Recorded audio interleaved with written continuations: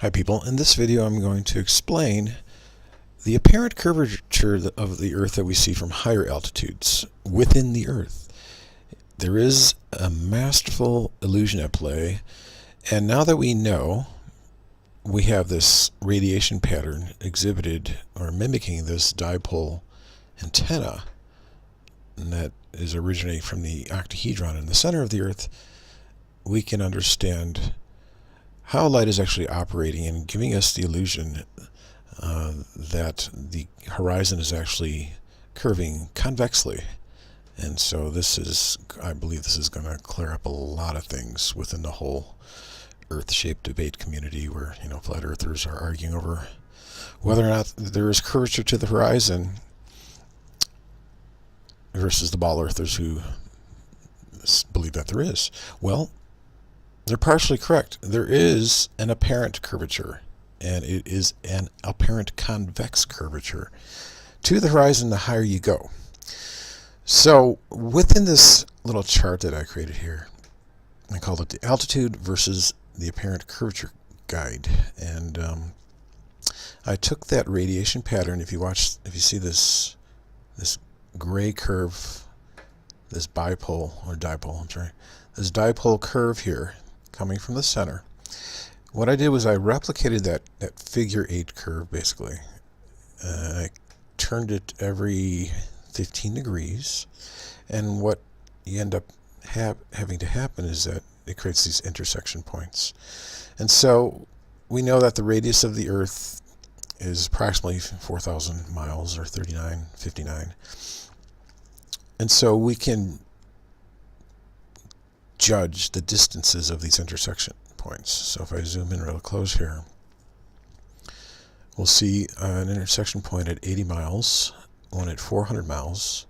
I also created one especially for the 250-mile International Space Station altitude. I have one at 1350 and approximately 1980.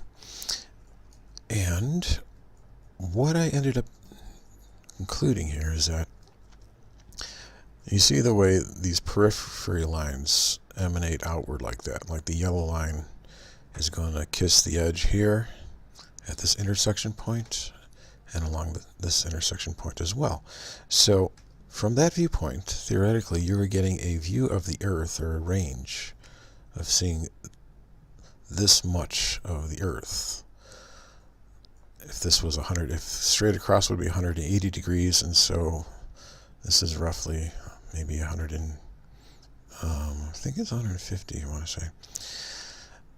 And so at that point, probably a little bit higher, that's where we have the geostationary satellites. If you watched a previous video, I showed you how satellites like the Himawari 8 are actually giving very subtle indicators that we're looking inside the concavity of the Earth, with the light flaring out along the edges, the sunlight flaring out along the edges, as well as the amount of darkness as the sun supposedly goes behind the Earth, where theoretically we would be seeing more darkness. I'll put that link in the description box. But going back to this graph here, we can take those intersection points, and with our dipole radiation pattern, we can find out where those points interact the celestial sphere. And what I'm doing with the celestial sphere in the center is I'm actually doubling it as a little sky chart. So if this is your point of view here in the center, the top half would be the sky, and the line area, that would be the ground. Okay, so this blue line, this is at 0 feet or 0 miles altitude. And so we're not getting any curvature whatsoever. And so that is also how the celestial sphere, how it actually splits the celestial sphere in two. See how the blue line, it perfectly bifurcates like that. So as we get higher, we'll look at this salmon-colored line here. That's at 80 miles. And so we see our range here.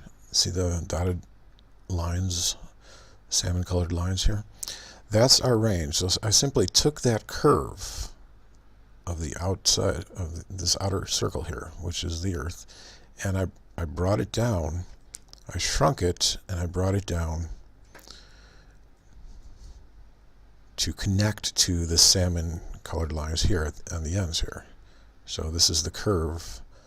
It's the same curve. I just shrunk it, and so I fitted it so it fits perfectly in there. So that's the amount of curvature that you would see, apparent curvature, mind you, apparent convex curvature, mind you, from that altitude.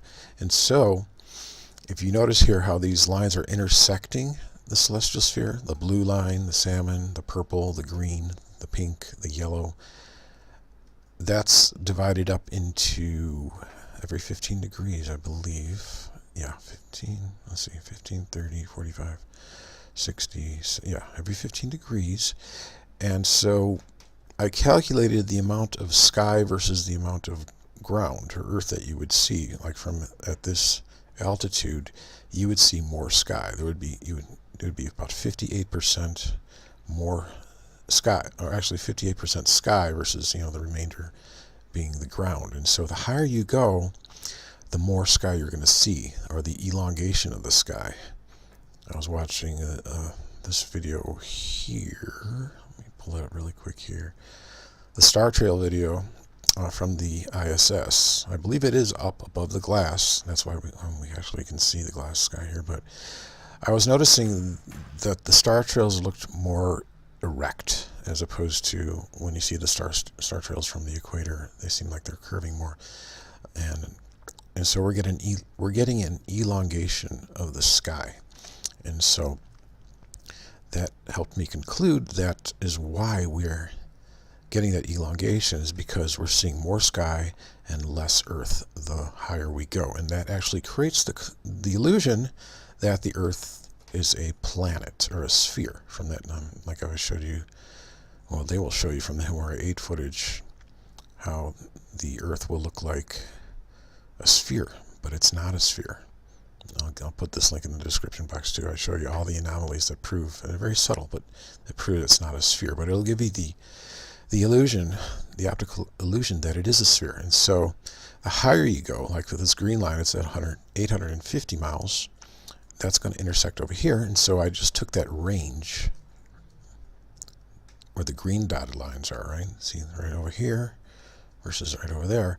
And so I took this curve from green to green, from dotted green to dotted green. I shrunk that down, and I fitted it right into there.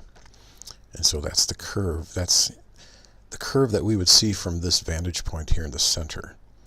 So we're at 850 miles high, and we're looking down at the Earth. We're getting 75% sky, and the curvature of the Earth appears to curve convexly, and you get that illusion that you think it's a planet, you think it's a sphere, but you're actually inside the sphere.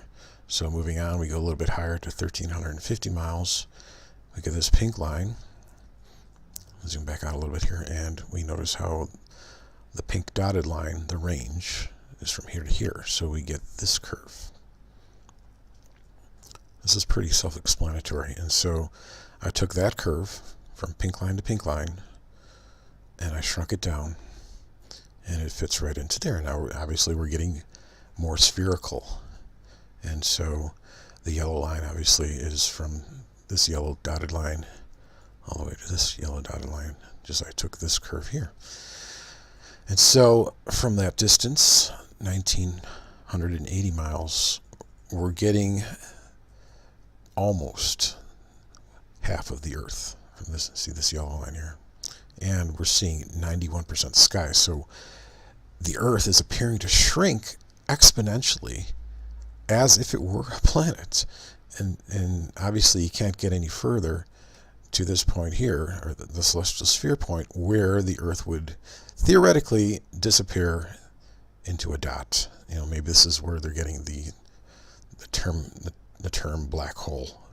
You know, oh, this is the event horizon of the black hole. Who knows? But anyway, theoretically, and that's also taking or noting that there could be a caveat here with the glass. That could be actually, it is actually, it's enlarging the sizes of the planets from our vantage point down in Earth. But theoretically, this is how it is working. This is how the apparent curvature is displayed or created the higher you go like that. It's based exponentially, so if you get, like I said, if you get higher than 1980, let's say this is like 3000, you know, you're gonna get a curve like this blue curve. So you're only going to be able to see half of the Earth like that. So this is going to shed a lot of light on this whole debate, you know, flat versus globe, and neither are true. But the indications are that we are getting a slight curvature. I was looking around a little bit here, this video here by Kara. She shows that even with a fisheye lens, you're still getting, as long as you find center of the image, you're still going to get a straight line. And so the higher you go, like this footage here, I mean, even though it's with a wide angle fisheye lens, if you get the horizon to go right into this, to intersect the center point, you're still going to see a slight convexity to it. And so this is what flat earthers will deny. But I'm not going to deny it. Actually, it works perfectly if you understand how the bending light works. So in the space station, we get this amount of curvature. I'm assuming that this is not a wide angle lens as well. I mean, we see some of the station silhouetted in the foreground, and it does not look like it's, well, it might, who knows. But like this, see, that doesn't look like it's distorted with a wide angle. But regardless, we are seeing curvature. It is false curvature. It's false curvature, right? I mean, even with, you can take one of those theodolite applications and you go up in an airplane, you will see the horizon descend slightly. And keep in mind, when you see the horizon descend like that, you have to conclude that you're going to see curvature. If that horizon is not at your eye level, you're going to have to see curvature. It's indicating that there's going to have to be curvature. But this is the divine illusion at play. The truth is that you're inside the concavity of the Earth. Light is bending upward with this radiation pattern, this dipole radiation pattern, because we have an octahedron in the center. And the curve, or the distance, the higher you go, the apparent size of the Earth decreases exponentially, and the curve of the horizon curves according to these figures here. So I hope you guys can have enough objectivity to see this, because this is the only way it works, and this brings solution to the whole Earth-shaped debate.